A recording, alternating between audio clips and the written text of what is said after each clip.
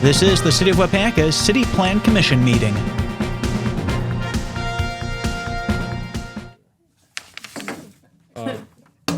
Present, we have Eric Olson, Justin Behrens, Angela Lesage, and Pat Fair as Plan Commissioners. Absent, Brian Smith and Alan Keeland. Also present, myself, Aaron Jensen, and Mark, who is going to be talking about his site plan today. And with that, I would entertain a motion to approve the agenda. So moved. Second. All right, motion by Olson, second by Lesage. To approve the agenda, all in favor say aye. Aye. All opposed? Motion carried. Hold on, there's a little recording thing I have to start here. Give me 1 second. So we only have 4 votes done tonight? Yes, we have a quorum, Okay. just barely. We do have 1 vacancy, everybody.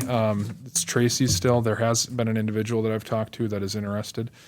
I'm expecting to speak with the mayor about him and have him appointed at the May 18th city council meeting. And then, he'll either come to that first, either the May 19th meeting, special meeting, or the June meeting. That's his first meeting. All right, so first on the agenda, we have annual review of the Code of Ethics. So that was in your packets. This is just something that's done every year. Hopefully all commissioners read the Code of Ethics. If you didn't, please make sure you do. But we would entertain a motion to approve that annual Code of Ethics. So moved. Motion by Fair, second by Olson to approve the annual review of the Code of Ethics. All in favor say aye. All opposed? Aaron, we don't have to sign off on that. We used to always have to do that. No, I don't believe so. Okay. Do you have to do that, Eric? No. We used to, though. Yeah, we probably did. I think, yeah, 'cause we did it in council last night as well, and we just did it. Okay. Just did it. Okay. Right, wrong, or indifferent, that's what we did. Yes, that is the process this year. I'm going to sharing my screen. Let's make sure this gets up. Okay, so next on the agenda, approval of Plan Commission minutes. We can do this as a group. You can see March 31st public hearing and meeting minutes, along with April 14th public hearing and meeting minutes. Anybody have any comments or anything they saw that needed to be changed on those minutes? So moved as presented. Motion by Fair, second by Olson to approve the meeting minutes from, what was that, March 31st for the public hearing and meeting, and then April 14th for the public hearing and special meeting. Any discussion? Hearing none, all in favor say aye. Aye. All opposed? Motion carried. All right into our action items. We have a site plan review. Mr. Mark Lipinski, new to you storage, 715 Bartlett Street. This is one that we actually have seen before, ran into some challenges, and Mark has been a trooper working through the process. We certainly appreciate that to make sure everything gets right. And he's been working mainly with Jeff Sanders, who's on virtually. I should have mentioned that in the past. Jeff, you can hear us, I assume, correct? Loud and clear, Aaron. Okay, sounds great. So with that, I'm going to just open it up to you, Jeff. I know you have some things in the packet. I'll let you run through that. I'll try to pull it up on the screen, and then we'll open it up to Mr. Lipinski after that point. Sounds good. Good evening, everyone. As Aaron mentioned, we have been working kind of diligently to make sure this process runs smooth, make sure all the information that is required has been provided, and make sure we can get Mr. Lipinski's business up and running. The site plan, if you don't mind, I'm going to go directly to the recommendations on the site plan itself. It is compliant as submitted. There was one issue in the recommendations that has been addressed. actually today. So Aaron, if you wouldn't mind going down to page 5. The first thing that I mentioned and the recommendations was that the approval of the site plan would be contingent upon the owner providing a designated barrier-free parking stall and required signage.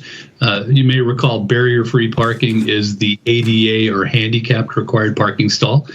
As Mr. Lipinski pointed out to me today, for parking areas less than 4 stalls or fewer in size, there is no signage requirement. So you can delete that from the recommendation.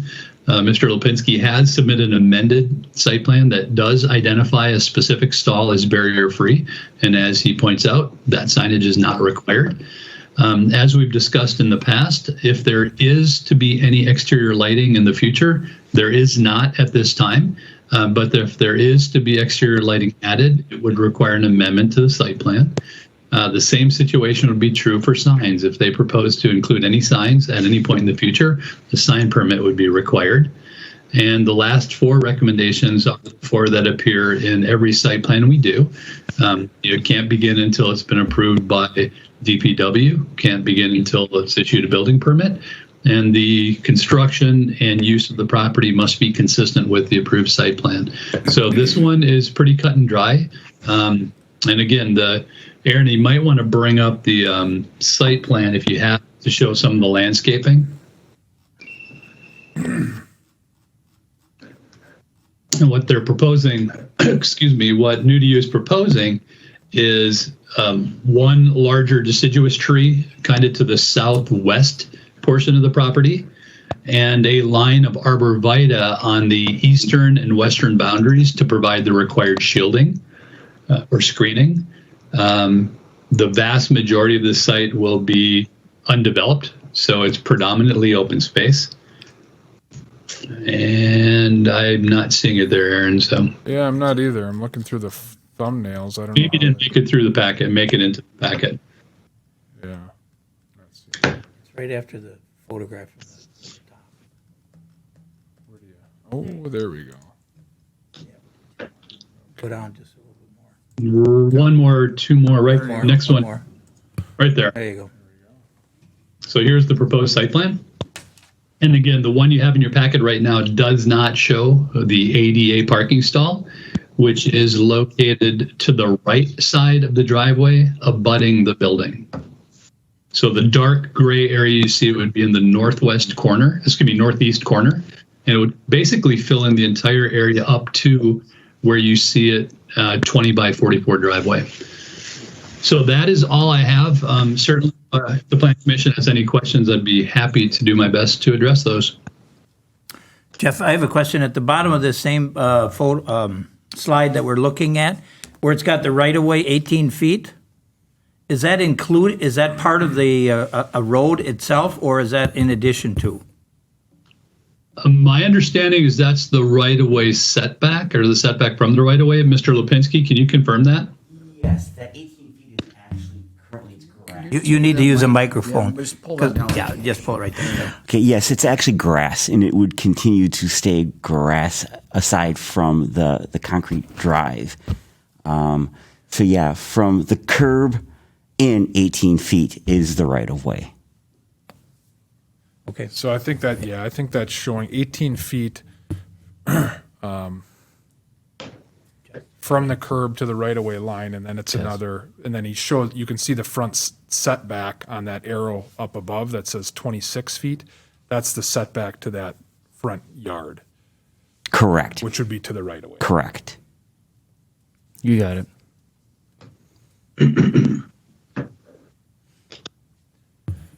Any other questions for Jeff?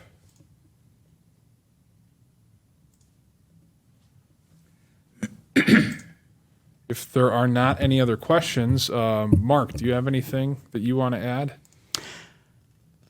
No, I just hope that we can proceed, and Falks Brothers would very much like to pour concrete on Monday, Tuesday, Wednesday based on weather. So I've been talking with Elizabeth and Jane as far as getting the permits, Okay. the necessary permits. And I know I reached out to Justin too in regards to, I believe it's item 4, I think on that last page for drainage and stormwater and so on. Yep. So, and there won't be, as far as any like negative materials being dragged into the road, the driveway was already poured a year ago. So we're just extending that and then pouring the slab. So when the truck comes to back in to drop off the materials, it will be backing in on a concrete drive. So, and the understanding, my understanding is the materials will all be dropped off, and it's only a 3 or 4 day build. Once the slab and the rest of the driveway is poured, it cures, the materials are dropped off, my builder comes in, erects the building, and then I come in and landscape, plant grass, and use it for what it's designed to be, which is storage. No, I'm good with that. I kind of forgot the driveway was already half done.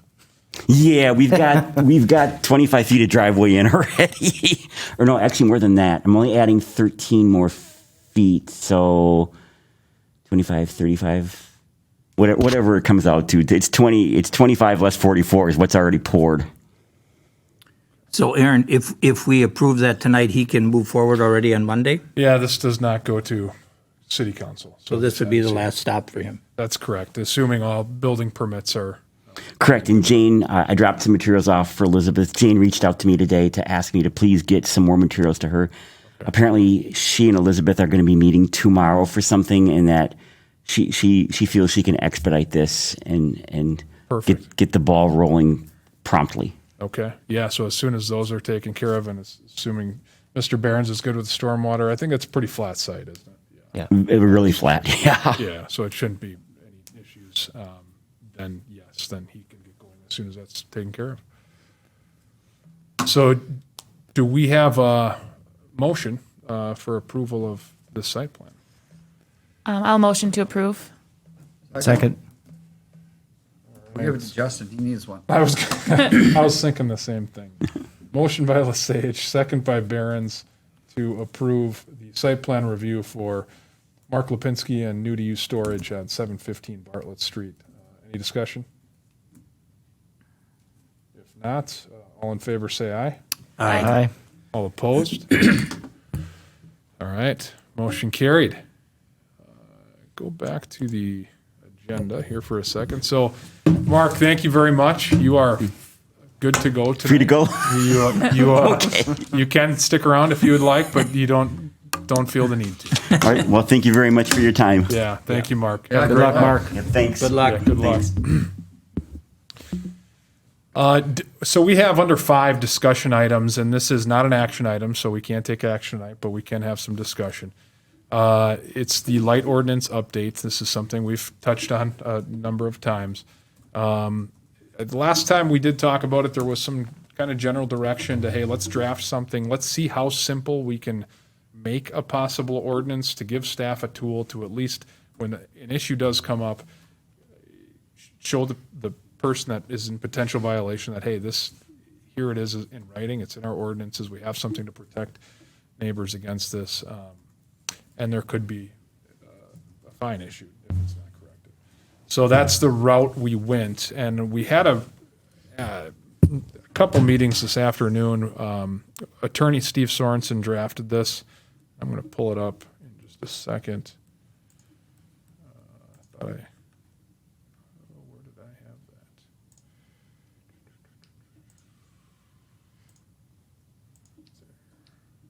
Excuse me while I find it quick. All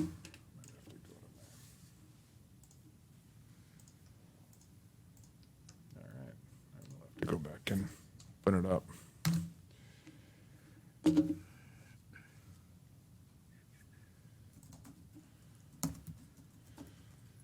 So this is something we were still kind of carving up yet today. I'm going to share it on the screen if I can get it there. Jeff, you're not seeing that on the screen, are you?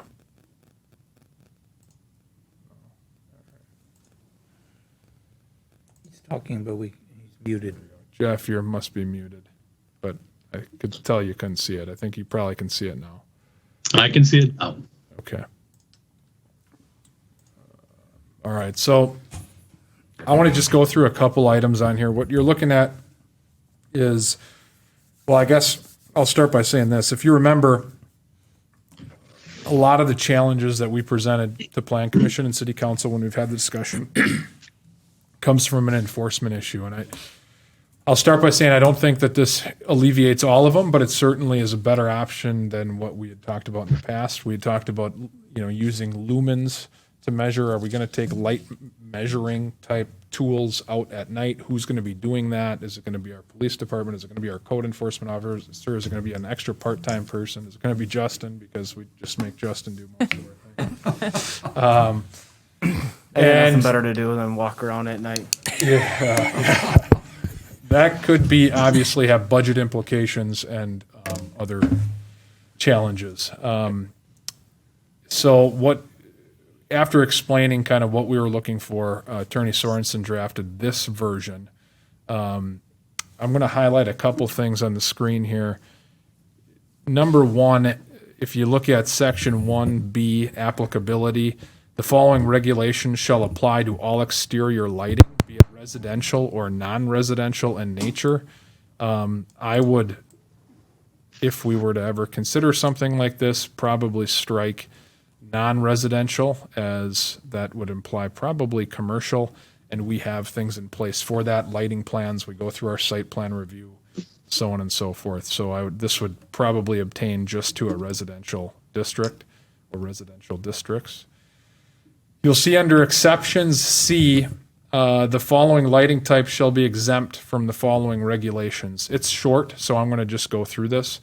1, public street lighting, which shall conform to the standards established by the State Department of Transportation, the County Highway Department, and the City Department of Public Works. So pretty straightforward there. 2, residential uses, and this is the one that probably is going to speak to you guys the most. 2, residential uses are permitted to use low intensity, 70 watts or less per bulb, incandescent or fluorescent lighting mounted on the buildings or the landscape accents. High intensity, more than 70 watts per bulb, incandescent, fluorescent, or high intensity discharge of lighting shall be prohibited unless a lighting plan is submitted and approved per section D below. So what this is saying is that instead of the lumens and going out with measurement tools, we're basically just saying, hey, exterior lighting cannot be over 70 watts per bulb. Now, is 70 watts the right number? That I'm not saying, but it's one way to do it. A question I had for Attorney Sorensen at the time is, okay, so let's say it's 70 watts per bulb. We could go and check that at any time of the day if we get a formal complaint, but do we have authority to just go on and take out somebody's light and check on it? We would have that authority, but we have to give advance notice. So that's how that would look. So in other words, if I understand that, if somebody made a complaint and then checked to see, somebody from the city checked to see whether or not the wattage was above 70 watts, they could say that that would be in violation, Yes. correct? And then give notice that unless you change it on your own, the city has the right to change it or something to that effect? Yeah, so really what usually happens, anytime there's a potential violation, what happens is Jeff usually sends that out. It's a notice of potential violation, not a violation, and that just starts the conversation. Usually we get questions back and forth, and maybe it's corrected before we get to the point of enforcing it or not. So that's kind of how that may look. So that holiday lighting, Aaron, that 7 watts, is that like a standard for holiday lighting? The 70 watts? No, the 7. 7. Number 4. Oh, yeah, that's a at or below. That's a good question, Eric. I'm just wondering if maybe there's holiday lighting that's above that. Yeah, That's a I'm going to underline that. industry standard. That's a wonderful question. That actually didn't even jump out to me when I reviewed it this afternoon. I thought it was misprinted. I thought, well, is that supposed to say 70? And then I saw it was for holiday lighting. Yeah, holiday lighting at or below 7 watts per bulb. Good question. We could certainly look into that. Again, this is a discussion, so that's a perfect question. We'll take it back and try to get answers to some of these. Does holiday lighting have any restrictions in terms of time? I don't mean time of day, but length of season. Not that I'm aware of. Okay. Yeah, because my neighbors had stuff up even yet. I know, that's what I'm saying. And they turn them on every night. Yeah, that's, some people have made sort of permanent lighting out of holiday lighting. Jeff, do you know of anything in the zoning code that addresses that? First, I appreciate all the comments. I was highlighting this ordinance as well, and you've actually touched on the first three. Aaron, there's not anything in this zoning ordinance, nor do I believe there can be. Well, maybe can be is not the right word. I'm not sure that there should be. I'm not sure whether Attorney Sorensen intended this for a zoning ordinance or a police powers ordinance. And depending upon which one of the two he intends, my answer would be, I guess my response would be different. Let me back up to a couple of questions though. My understanding of the 7 watts per bulb is the typical number 7 or number 9 holiday light, the bigger ones that would go on a Christmas tree or outside decoration or whatever the case may be. The difficulty now is most of these light bulbs are not incandescent anymore. They're LED, and LED doesn't use a designation like 7 watts or 70 watts. Even the LED lights out there use an equivalency. And if you ever notice, you'll see 3 or 4 lights at Home Depot or wherever that all have the same number in terms of their electricity use. But if you look at the equivalency, it can be 40, 60, and 80. There's just no standardized equivalency measurement. So there are some things that would have to be addressed in here if we were to pursue this. I think Aaron alluded earlier to this is a much, how do I say this?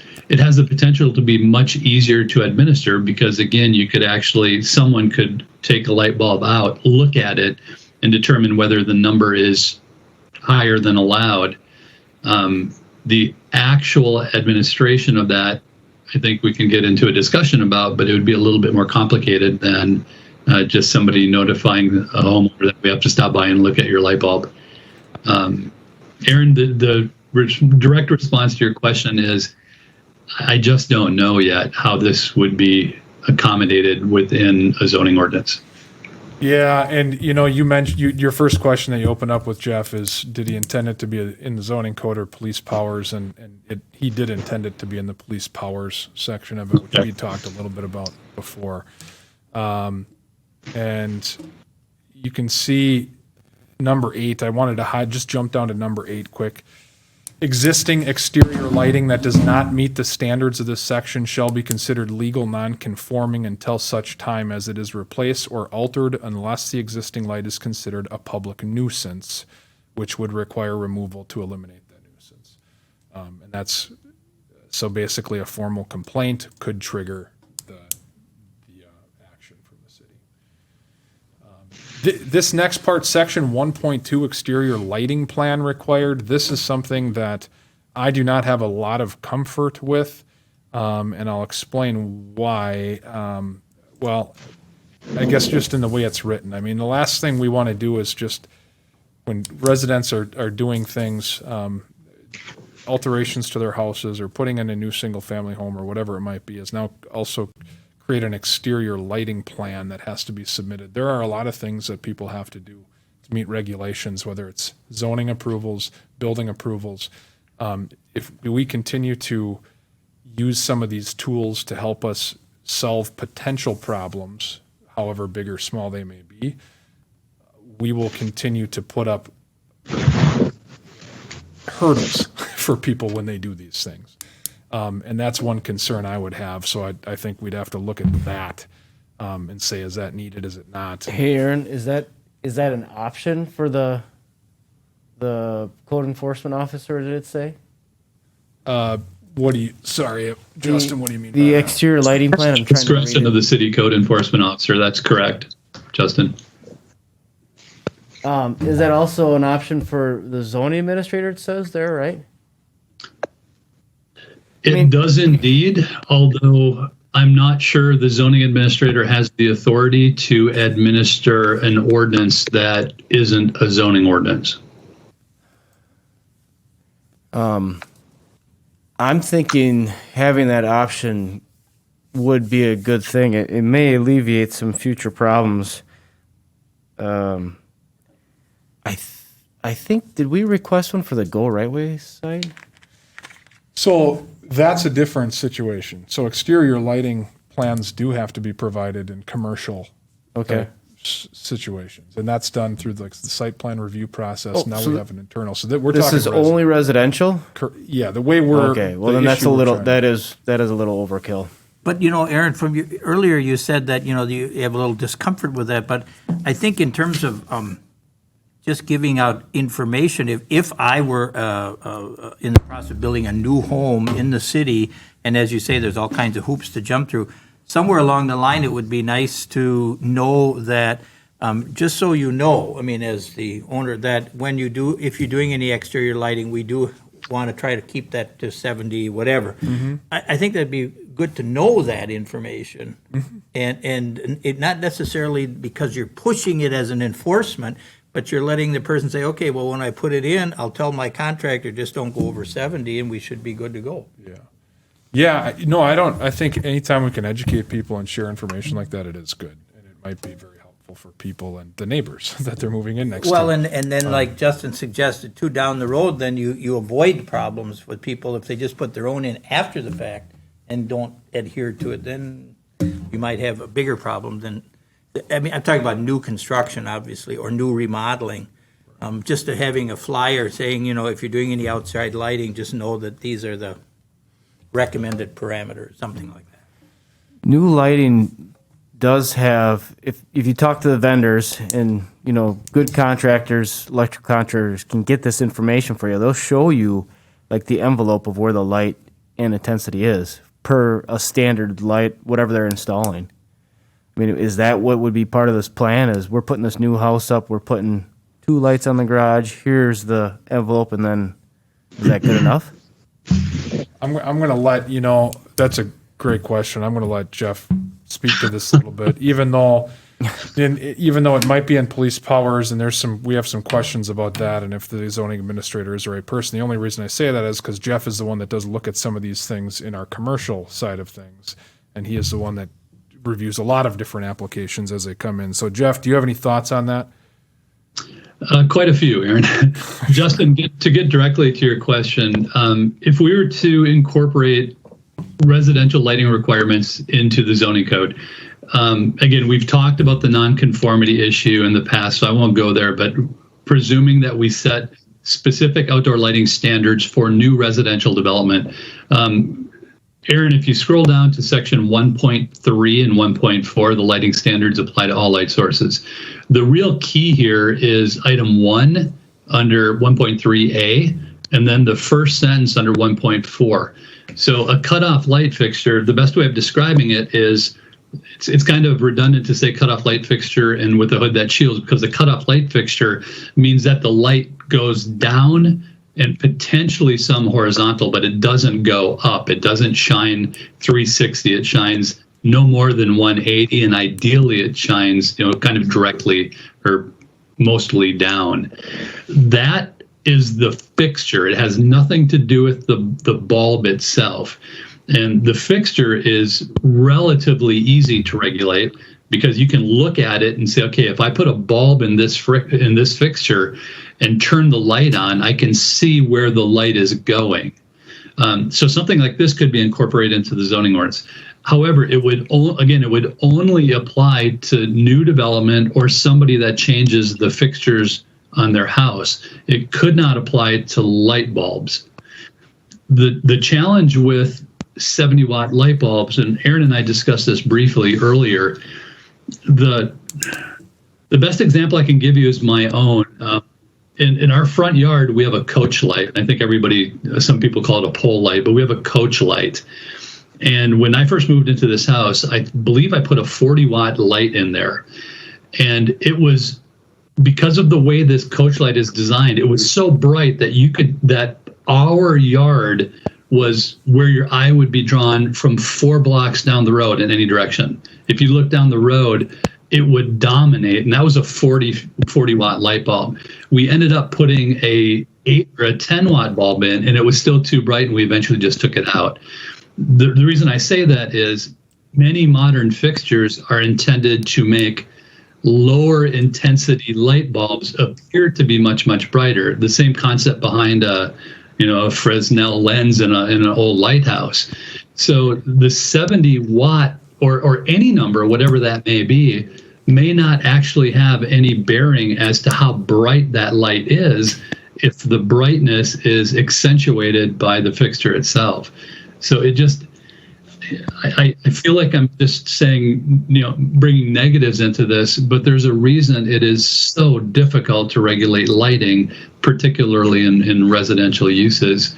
And then finally, I imagine the number of unintended consequences associated with any sort of residential lighting ordinance that the city would pursue may be, well, they may be considerably more problematic than the actual impact of current lighting. And that would be the one that would concern me most from the perspective of the zoning administrator. So I think, thanks for the comments, Jeff. Jeff and I, as he mentioned, talked a little bit this afternoon, and just to kind of put a blanket around all of everything we've said here is that we've asked Attorney Sorensen to draft something that's as simple as it possibly can be. We think that we've gotten it a lot more simple, but we, as Jeff said, there are still unintended consequences and unintended dragons, as he calls them, that may come from creating something that are just unforeseen and make it tough. One thing I don't have an update on, I know that there was some things that were done prior to our last plan commission meeting for the specific instance that brought this whole issue forward. And I know that though some things were done, maybe it wasn't corrected to the level hoped for. I have not been able to circle back in the last couple of weeks to see if there's been more progress. I certainly can do that. From my standpoint, and I do know that there have been some elected officials, or at least one or two, that have heard from maybe one other person. So it's still in my eyes, it's still a very more of a neighbor or civil problem than it is a community-wide problem, from what I can see. Though we have this, though I do think that if the direction was to go forward with a light ordinance, go through the process of a public hearing and so on and so forth, this is a more palatable and feasible option for staff. Like Jeff said, there are still some possible issues, and I'm still not sure I'm convinced that it's the right thing to do at this time, given where we're at. But it is something that it's a tool to look at and discuss and all of that. Because it'd be police powers, we'd be looking at a process that would be a Class 2 public notice. If we were to kind of format this, bring it back with some changes and fixes, that would be a 2-week notice, public hearing, and then it would go in front of council, first reading, second reading, and possibly get adopted. So I just throw that to my peer, Eric. Eric, what do you think if this came to the council? What do you think that they're going to do with it? I mean, we've been wrestling with this for quite some time. If we came to the council with some like that, and then on one given night, what do you think? What do you think they're going to say? They're going to kind of go along with what we would recommend, or? I guess I don't know. Depends what the final draft looks like and what we're trying to accomplish there. I'm sure there'll be a few questions, but I think if we recommend it, they'll probably think it's a good thing. I'm talking my mind. So again, there doesn't have to be action tonight. I guess for sure there are things that we have looked at and said, hey, we've got to get answers to these questions before we brought forward something to seriously consider. And are there anything else, I guess, to discuss other than what we've already discussed to look deeper into in this that you guys think should be considered, or comments you have before we? Well, just after you mentioned, and so did Jeff, both sides, what direction do you think would be more feasible, the ordinance or the police powers? Police powers. Okay, so we Which don't, which would still be an ordinance form.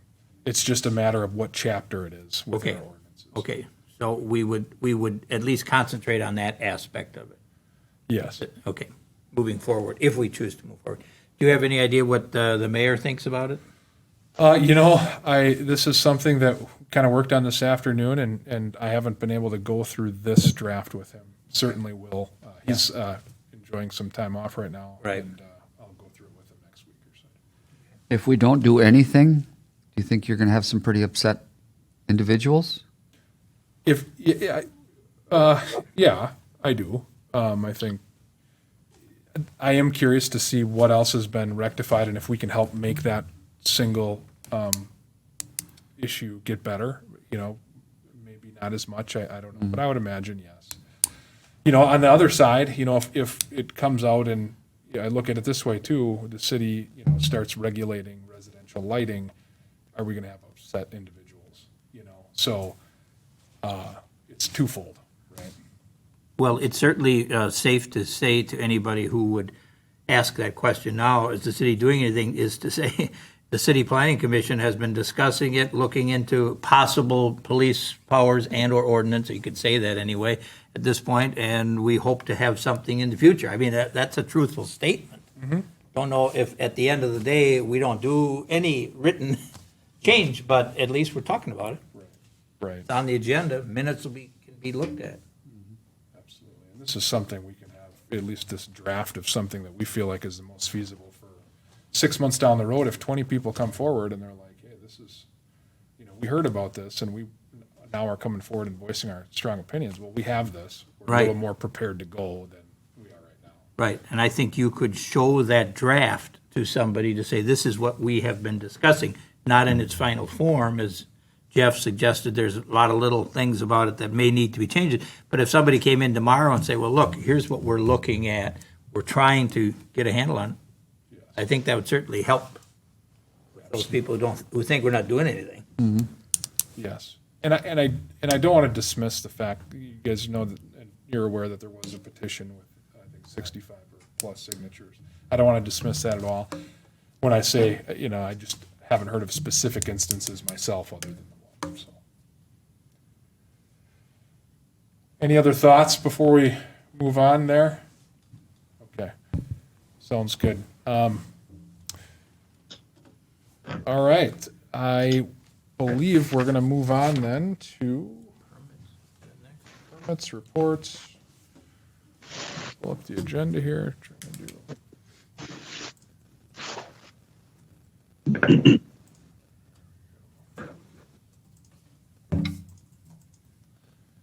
Okay, first one is internal site plan report. Jeff, this is you. Again, Plan Commission, these are these ones that we've been doing internally that have been a little different. You guys asked to see what those types of projects are, so you get an idea for what's coming through. Go ahead, Jeff. So if it's acceptable to the Plan Commission, my thought is to keep a running list of these things, not just to bring what we've done in the last month, but have, in this case, March and April, and then next month we'll have May added as well. So you have the context and you can kind of see them over time. The only two that we've done the only two that we did in April was Waupaca Country Club added an attached deck to their facility. And then 510 River Street, which is a CBRF, a community-based residential facility, installed a fence around an existing outdoor patio. My understanding is they did it for some of their memory care patients to make sure there was some kind of physical enclosure allowing them access to the outside without any of the potential risks associated with unfettered access. So those were the only two that we did in April. Both were pretty quick and pretty easy reviews. All right, any questions on those? Okay. Next, permit reports. I believe nothing Out of the ordinary, I will say that we've had a couple building plans come in lately that will bring in quite a bit of revenue. They're larger projects that we anticipate coming forward to Plan Commission. One looks like a $40,000 possible revenue for the city, and then the other, well, it was a number of single-family homes that I believe was around the $20,000 mark. So it's good to see new construction continuing to happen. Yeah, I was glad to see 7 pages here. That was a good thing. It is. It's great. It's busy. But that is a very good thing in the economic development world. So, code enforcement status report. You can see one here. Riverside Drive nuisance. Jeff, do you know what this one is? I do not, Aaron. Yeah, and I apologize, guys. I don't either. I will bring something up, though, because I mentioned it before in the process we go through with code enforcement, and there was something posted on Facebook about one of the recent interactions we had just yesterday, I believe.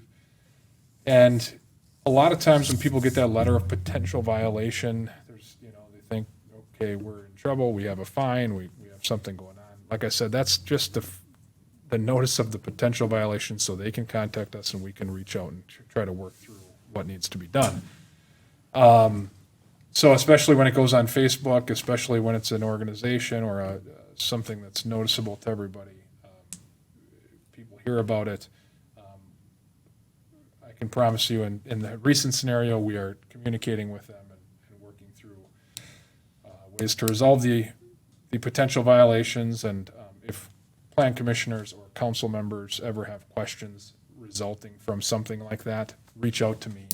I'm happy to let you know. Typically, I'll send an email to our elected officials if we get to the actual enforcement status, but a lot of these are the notice of potential violation status, which I don't then send an email on.